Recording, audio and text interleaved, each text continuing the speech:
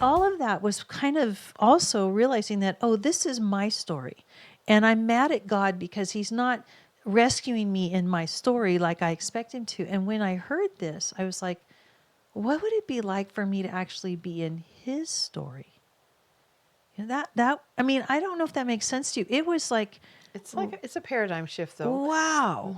It's like, what does that look like? Well, my son and his wife are actors and actresses and writers, and they've got, some film stuff out. But I remember one time my daughter-in-law called us. She was so excited. She's like, I can't tell you the film I'm in.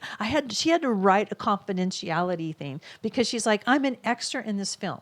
And I'm like, okay. She's like, I'm so excited. I'm getting paid to be in the bleachers in this thing.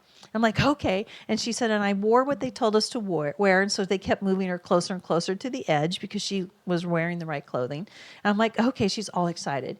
And when it finally came out, she's in this scene where she's in the bleachers with all these extras, and this main actor, A-list actor, is walking down, and she's like, there I am. And we pause it, we zoom in, and there is the back of my gorgeous daughter-in-law.